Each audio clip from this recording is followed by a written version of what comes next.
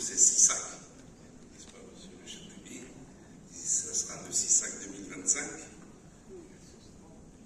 Et donc, nous sommes à IRA 2024. Et je vais vous parler de l'ESC 2024. Alors, beaucoup de choses, évidemment, ont été dites dans ce très grand congrès international au niveau mondial. En une demi-heure, évidemment, on ne pourra pas évidemment tout raconter parce que ce sont des histoires. Et j'ai, comme l'indique l'intitulé, fait l'essentiel de l'essentiel. Nous allons donc voir ce qui s'est passé. On va commencer quand même, vous aimez beaucoup les recommandations, les Algériens suivent beaucoup les recommandations européennes. Sur le plan pratique, c'est toujours le SC qui revient. Et la première chose qu'on se demande, y a-t-il eu des recommandations? Oui, toujours. Il y a eu 4 recommandations qui ont été présentées à ce congrès, extrêmement importantes. D'abord sur l'hypertension artérielle, rappelez-vous que c'était en 2018 les dernières recommandations, donc il y a une mise au point qui s'est faite donc pour ce congrès. Ensuite, la fibrillation auriculaire, qui occupe une place extrêmement importante, non seulement chez les cardiologues, mais aussi les internistes et aussi les médecins généralistes qu'il ne faut pas oublier. Syndrome coronarien, on nous parle toujours de ce syndrome chronique. Je vous parlerai du score calcique. J'ai levé la main, mais on n'a pas voulu me donner la parole. Pour vous dire que j'allais vous donner les dernières recommandations en matière de score calcique et répondre un petit peu à M. Sembouni qui était très inquiet concernant son malade. Ce n'est pas du tout étonnant que ce malade ait eu un stent après un score calcique. Ce n'est pas étonnant, mais si vous allez parler à nos anciens maîtres, ils vont vous dire la clinique est fondamentale. On oublie la clinique et on va vers le scanner. Et c'est que le malade, on voit qu'à travers une image radiologique. C'est un tout. Si on parle d'une analyse holistique actuellement des maladies, ce n'est pas pour rien. C'est très important de voir dans ce contexte global. Nous allons parler aussi de maladies artérielles périphériques aortiques, mais voir quelques points importants. Parlons d'hypertension artérielle. Alors, est-ce qu'il y a du nouveau? Vous savez, hein, c'est monter, descendre, on en a marre de ces chiffres-là qui sont toujours instables. On monte, on descend, on ne sait plus où on va. Il y a de nouveaux chiffres, 3 catégories. Regardez, on descend très très bas, c'est toujours ce 120 qui revient. Moins de 120, moins de 70. La diastolique est basse, bien que le sujet âgé, la diastole est très très très souvent basse. Ensuite, on a la pression artérielle élevée. Ce n'est plus la préhypertension, mais c'est la pression artérielle élevée entre 120, 139 et 70, 89.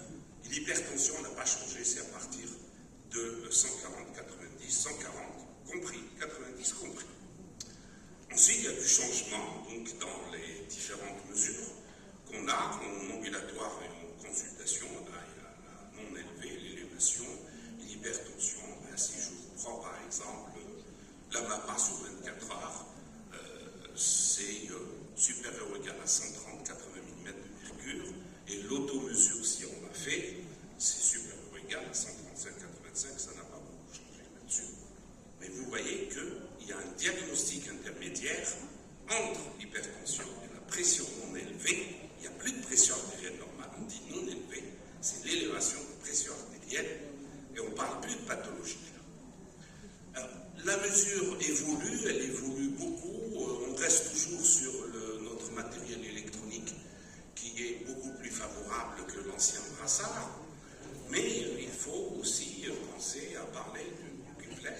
Ces montres-là, électroniques, on voit sa tension artérielle à travers une montre ou un autre gadget, mais ça ne va plus être des gadgets parce que très probablement ces objets vont être validés. Pour le moment, ils ne sont pas validés, ils sont en étude, ils sont en amélioration. Et probablement le brassard va disparaître. Comme le stéthoscope a pratiquement disparu.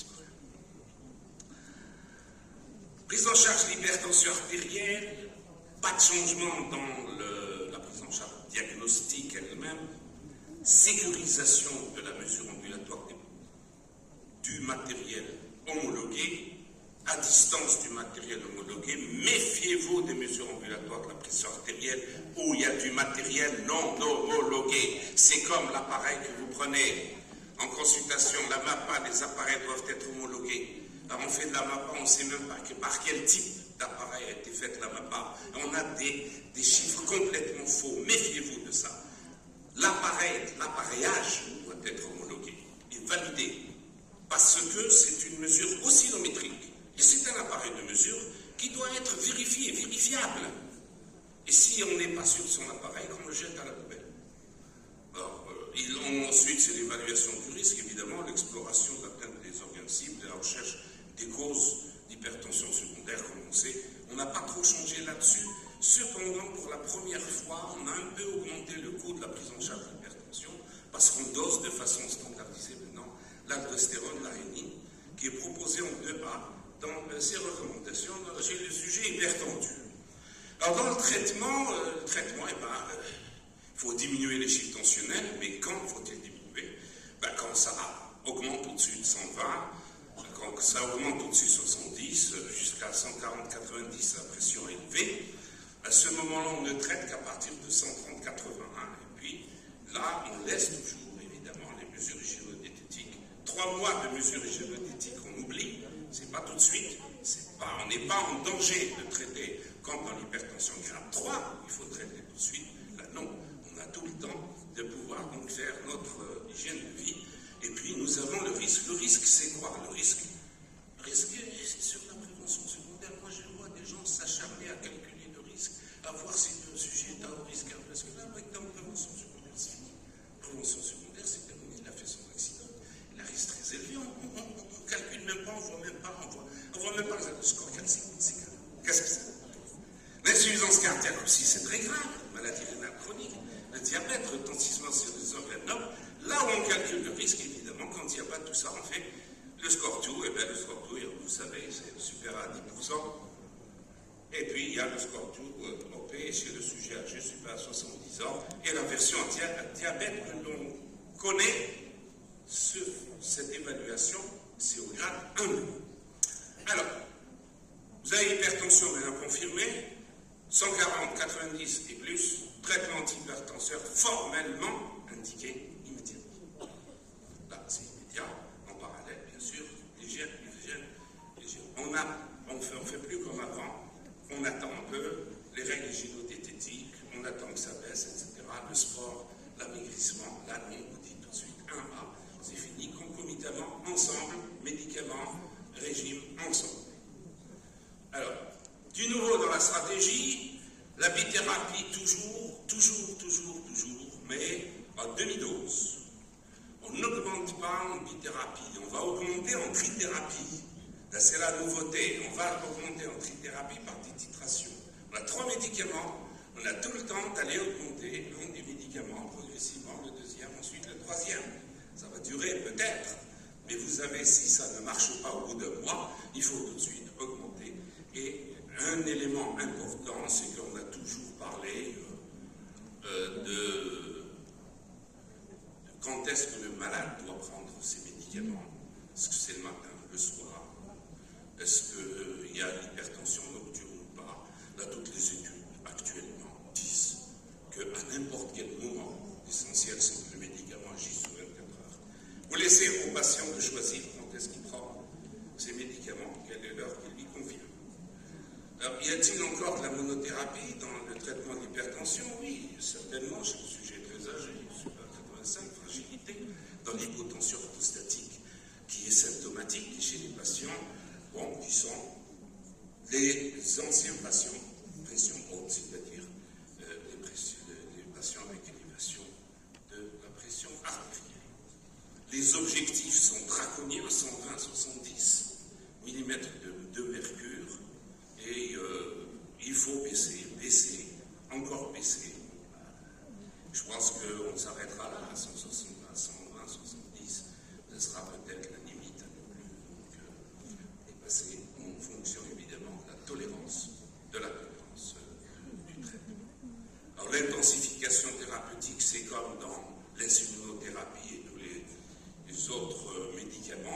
avez un cas, par exemple, vous êtes à 120, ok, vous dites systolique 120, c'est bon. Parfait, je suis dans la cible. Et puis vous avez une diastolique à 80, on vous dit 70. Qu'est-ce que vous allez faire? Vous allez rester, vous allez diminuer, ça va diminuer encore la systolique. Ben, la recommandation vous dire, oui, il faut faire baisser encore la systolique, il faut intensifier. Vous avez la possibilité d'intensifier par demi-dose. C'est ça le changement radical dans ces recommandations. C'est que vous êtes en trithérapie à faible dose, donc des petites doses. C'est ce qu'on appelle la titration. Et à la fin, vous arrivez à équilibrer votre patient sans qu'il ait trop de malaise. Du nouveau dans la surveillance, toujours évidemment la pression ambulatoire, mais attention, la titration ne se fait plus sur la pression que vous allez prendre en cabinet. La titration se fait sur la pression ambulatoire que le malade vous ramènera, soit en mesure ambulatoire de la pression artérielle, soit en mesure.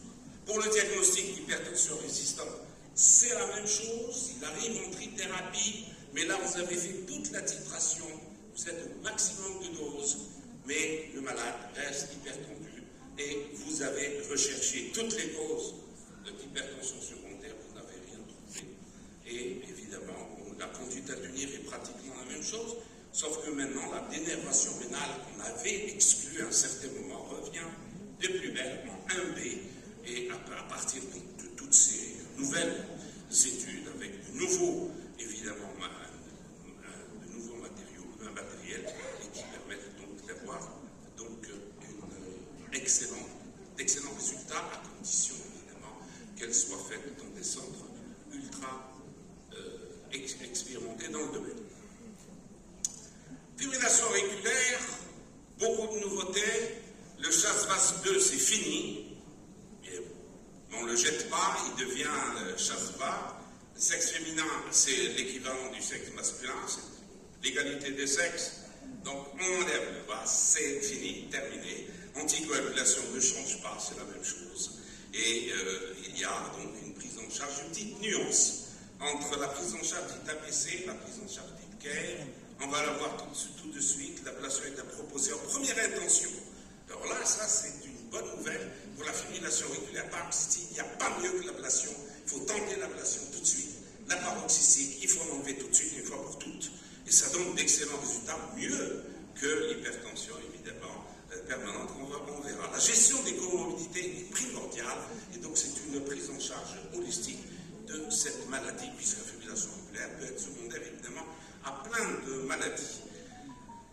Alors, c'est fini le diagnostic sur 30 secondes, ça ne vaut rien du tout. On enlève dès que vous avez un tracé de fibrillation, quelle que soit la durée, c'est de la fibrillation. On apprend comme fibrillation le diagnostic par photoplémographie, c'est-à-dire les montres et tout ça, c'est pas toujours validé.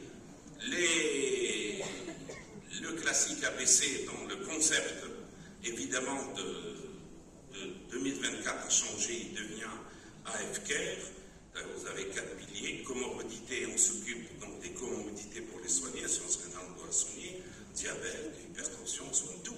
Sinon, vous n'allez pas avoir de bons résultats. L'anticoagulation, évidemment, est certaine. Réduction des symptômes au lieu de contrôle du rythme, on a changé. Contrôle du rythme, mais attention, on doit réduire les symptômes. Le malade doit se sentir mieux si vous devez ralentir. Évaluation et réévaluation. On évalue, on réévalue. Évidemment, l'évolution du traitement. Le modèle holistique, c'est évidemment s'occuper du mode de vie, des symptômes, du soutien psychosocial, de la gestion des comorbidités, etc. Et on gratte on passe le traitement primordial de l'hypertension artérielle, qui est l'une des causes importantes de la fibrillation auriculaire et du diabète. Voilà, donc, selon le type des épisodes paroxystiques permanents ou persistant, ne doit pas intervenir dans la décision de prise en charge. C'est un 3. L'indication systématique à une anticoagulation lorsque la fibrillation auriculaire est associée à une cardiomyopathie hypertrophique ou à une amylose cardiaque. Pas de changement pour les anticoagulants oraux et disparition du score ASPLAG. Maintenant, la gestion des hémorragies se fait selon les données du patient et selon les recommandations de l'anticoagulation. Nouveau dans l'ablation, je répète que l'ablation est désormais recommandée grade 1A dans l'hypertension, dans la fibrillation paroxystique. Dans la fibrillation persistante, traitement antiarythmique recommandé, l'ablation est réservée à certains patients sélectionnés. Enfin, l'ablation sera proposée en cas de résistance ou d'intolérance au traitement. L'auricule doit être fermé quand on ouvre le cœur, on doit fermer l'auricule, donc en cas évidemment de fibrillation pour qu'il n'y ait pas, donc diminue le risque embolique, mais le traitement anticoagulant restera, évidemment. On ne peut pas enlever l'auricule et laisser ne pas donner d'anticoagulant. Le dépistage, enfin, est important. Alors, comment se fait-il? Soit il est routinier, et à ce moment-là, il doit se faire chez le patient supérieur ou égal à 65 ans, en grade 1, organisé lorsqu'il y a un risque thromboembolique entre 75 et 65, et de manière toujours systématique, par monitoring, quel que soit le type de monitoring, prolongé, Holter ou autre, dans le bilan d'une embolie cryptogénique et dans le bilan d'une embolie cryptogénique, vous savez donc qu'il y a actuellement donc un algorithme très précis de la Société européenne de cardiologie. Syndrome coronarien chronique, et tout le monde traite ce type de maladie difficile à traiter, difficile évidemment à diagnostiquer. Il y a beaucoup de malades qui sont traités à tort, syndrome coronarien chronique alors qu'ils ne le sont pas. Donc c'est pour ça qu'il y a un score de probabilité clinique ajusté sur les facteurs de risque d'abord cardiovasculaires à partir des données de Winter et collaborateurs. Alors l'évaluation maintenant se fait sur la probabilité pré-test de syndrome coronarien aigu chronique. Je répète, probabilité pré-test. Donc ça va très loin. On va introduire la clinique. M. Toumi va être, l'ARMO, content. M. Boutulem, l'ARMO va être content. Tous vont être contents parce que la clinique va intervenir dans ce pré-test. On ne va pas dire coroscanner tout de suite. Alors voilà, donc on ne va pas entrer dans les détails, c'est trop long évidemment, mais vous avez la possibilité de voir tout ça sur votre PC en vous branchant sur le site de la Société européenne de cardiologie ou sur les guidelines du syndrome coronarien qui sont publiés. Alors, vous avez les symptômes, c'est important entre 0 et 3 points, vous avez toute la clinique en haut, ensuite vous avez les facteurs de risque 0 à 5 points, ensuite vous avez l'estimation du risque avec évidemment donc, des tableaux de risque, et c'est à partir de ça que vous allez avoir des pourcentages. Alors là, on va s'amuser tout de suite. Chez le patient à très bas risque, il y a 5%, on sait que aucun examen complémentaire nécessaire, mais probablement pas coronarien. Il y a moins de 5% quand vous avez fait bien les choses. Entre 5 et 15%, c'est là où vous devez faire le score calcique. C'est à ce moment-là, entre 5 et 15%, peut être réalisé ou un ajustement du risque selon les modalités présentées dans l'étape 2. C'est uniquement là que vous faites le score calcique. Parce qu'après, chez les patients à risque intermédiaire 15-50%, c'est fini, c'est le scanner. C'est le coroscanner qu'il faut ici. C'est plus le score calcique. C'est fini. Risque intermédiaire, coroscanner. Le score calcique ne vaut rien. Et là, vous pouvez aussi faire l'imagerie fonctionnelle. La scintigraphie, l'échographie d'effort de stress, IRM de stress, mais l'IRM de stress est le meilleur examen actuellement dans l'ischémie myocardique.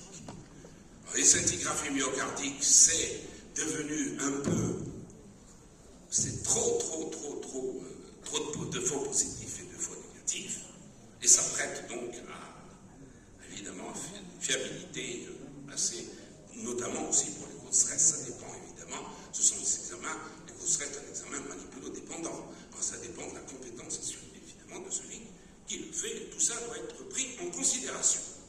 Chez les patients à risque élevé, 50-80%, une imagerie fonctionnelle peut être réalisée. Alors l'indication de la coro, maintenant, mesdames et messieurs, ne faites plus l'indication de la coro parce que le malade a mal à la poitrine. À se finir, regardez, chez les patients à risque très élevé, vous faites ce pré-test le syndrome coronaire aigu, s'il est supérieur à 85%, il n'y a plus de score calcique, il n'y a plus de coroscanner, c'est la coronarographie qui doit être pratiquée immédiatement, parce que le risque est très élevé, et très probablement il doit y avoir des lésions coronariennes. Donc là, on a bien cadenassé les choses, pour qu'il n'y ait plus, évidemment, ce risque d'erreur de faire un score calcique qui revient, évidemment, négatif, et que, voilà, après, on nous dit il a une lésion coronarienne sévère.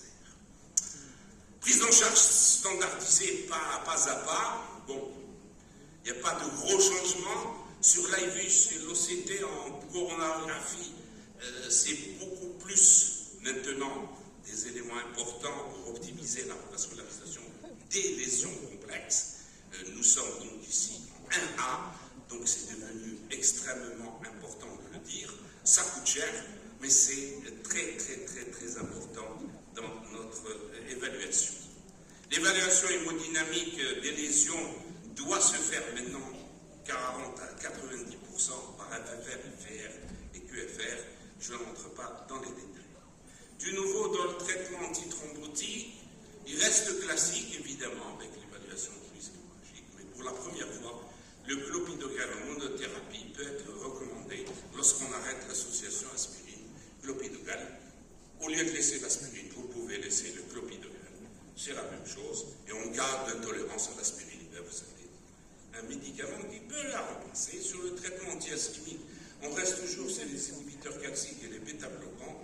Et en cas de traitement chirurgical, lorsqu'il y a une fraction d'éjection inférieure à 35%, il ne faut pas avoir peur, il faut opérer. Il ne faut pas avoir peur. J'ai beaucoup de résidences, fraction d'éjection basse. Non, le meilleur traitement, c'est chirurgical. Maintenant, si vous avez des grands angioplasticiens, comme M. Cherdébé, M. Gilles, ben là, il n'y a pas de souci, vous pouvez leur confier vos malades, parce que l'angioplastie peut aussi remplacer la chirurgie. Mais attention, si vous n'avez pas ça, préférez la chirurgie. La colchicine, vous la connaissez, elle a été déjà prescrite. Bon, il n'y a pas de souci, mais maintenant, elle grimpe un petit. Nous sommes en 2A. La prochaine fois, prochain congrès, peut-être je reviendrai si M. Ouellet encore m'invitera. Ça sera là 2025, je ne sais pas. Peut-être mois d'octobre prochain. Je ne sais pas, la date est fixée. Peut-être je vous parlerai de la colchicine. C'est un anti-inflammatoire, très important, maintenant on l'utilise partout. Mais ça devient un médicament extrêmement important que le médecin généraliste utilise. Alors vous avez certainement pas entendu parler d'Anoka, Inoka, tous ces trucs-là. Bon, c'est du charabia peut-être. Il y a des sujets qui ont des mal à la poitrine, ils ont de l'insuffisance coronarienne, mais ils n'ont pas de lésion coronarienne. Il y a d'autres qui font de l'ischémie documentée, mais qui n'ont pas de lésion coronarienne. Qu'est-ce que c'est que ça? 80% des cas, vous avez toujours entendu parler de la dysfonction endothéliale, vous avez toujours entendu parler du vasospasme, vous avez entendu parler aussi de la vasodilatation anormale, ça existe. Des coronaires qui se dilatent trop, c'est pas bon. Il y a absence de tonicité dans les vaisseaux, le sang ne circule pas bien, le débit coronarien diminue, et ça donne ce type de douleur sans qu'il y ait de lésion coronarienne, ça il faut le connaître. 25%, un inoca, c'est-à-dire il y a de l'ischémie, donc on peut donc accompagner l'anoca. Donc c'est une pathologie qu'on comprend mieux, le traitement est un peu difficile. Il faut m'attendre un petit peu. Quand j'aurai de bonnes nouvelles, je vous ferai part des résultats. La maladie vasculaire périphérique, la revascularisation systématique périphérique n'est pas recommandée quand il n'y a pas de symptômes. C'est interdit de toucher un malade qui ne vous dit pas de le toucher, qui n'a rien. Il a une artériopathie, vous le laissez tranquille. La chirurgie des anévrismes, c'est 52 mm. Sur la horte ascendante, on baisse à 50 mm quand on a une taille de moins de 1,69 m et que la longueur est supérieure à 11 cm et longue, et que l'anévrisme progresse rapidement, supérieure à 3 mm par an. Là, il faut penser à faire des contrôles à 6 mois. La surveillance d'un anévrisme de l'aorte thoraco-abdominale supérieure à 40 mm repose sur la réalisation d'une imagerie annuelle. la réalisation d'un dépistage génétique et guidé, donc par une enquête familiale rigoureuse sur 3 générations. Alors sur les sténoses athéromateuses des artères rénales, c'est 70%, ou 50 à 69% quand il y a retentissement hypodynamique. Sur la carotide, c'est entre 50 et c'est 99%. Moins de 50, on ne touche pas. Il faut laisser tranquille. Pour l'aorte abdominale, 55 mm chez les hommes, 50 mm chez les femmes et 45 mm en cas d'anévrisme sacciforme. La progression supérieure à 5 mm au lieu de 3 mm tous les 6 mois est associée à un risque d'événements plus important.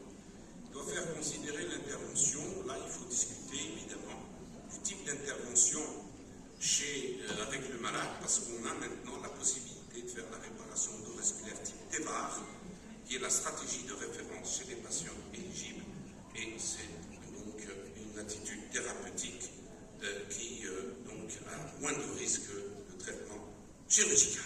Il me reste 5 minutes pour vous présenter quelques études très rapidement, les études les plus importantes. Il y a 38 études majeures ont été présentées, majeures. Nous parler un petit peu d'Elios. J'ai choisi quelques études que les internistes aiment bien. Le Vutrisiran, alors c'est un traitement ARN interférent qu'on utilise, même on utilise depuis quelques temps. Il bloque la synthèse hépatique de la transthyrétine, TTR. Son usage jusqu'à présent réservé à la polyneuropathie associée à l'amylose, TTR. Là, on a fait un essai sur les événements cardiovasculaires. Ça diminue donc, ces maladies, la mortalité toute cause, récurrence d'événements cardiovasculaires, amélioration pronostique de 40%, et on peut l'associer aux médicaments, évidemment, qui traitent l'amylose, et ce sont les stabilisateurs de la TTR, tifamidis et la couramidis. La deuxième étude, c'est l'étude de RECHAP, donc il y a une supériorité du traitement percutané de l'insuffisance mitrale dans l'insuffisance cardiaque. Vous avez une insuffisance cardiaque, vous avez une insuffisance mitrale très importante. Et là, évidemment, est-ce qu'il y a un risque opératoire? Oui. Qu'est-ce que vous allez faire? Faut-il opérer ou pas? On a la possibilité maintenant, évidemment, de faire un traitement percutané de l'insuffisance mitrale. Et ça donne de bons résultats. Et dans ces cas-là, dans les insuffisances mitrales secondaires, on a eu d'excellents résultats. Donc n'hésitez pas maintenant à confier vos malades à très haut risque chirurgical à faire donc un traitement percutané de la valve mitrale, comme on le fait maintenant sur la horte, qui est le TAVI. Alors pour le TAVI, chez les femmes, est-ce que c'est bon, c'est pas bon? Eh bien, c'est meilleur, évidemment, que le remplacement valvulaire aortique, selon l'étude ESSEVAI, et qui donc a été très positive. Vous voyez ici la courbe. Et elle a été très positive parce qu'il y a une diminution très importante des événements et surtout des réhospitalisations. Ce sont des réhospitalisations aussi qui ont fait la différence. Je passe de la mitrale à la trique. La tricuspide nous pose beaucoup de problèmes. L'essence tricuspide importante est une situation pour nous dramatique. On ne sait pas. Les résultats chirurgicaux sont catastrophiques, surtout quand il y a une dysfonction auriculaire droite. Et là, nous avons plusieurs études dans l'essai triluminal que vous connaissez. Une nouvelle étude, l'essai TRIFR, qui confirme que la réparation percutanée, bord à bord, plus du traitement médical, permet une amélioration significative du degré de fuite de la qualité. Voici la différence, amélioration spectaculaire. Vous voyez la différence sur ce diagramme. Enfin, l'étude ABIS, bêta-bloquant ou pas dans l'infarctus du myocarde.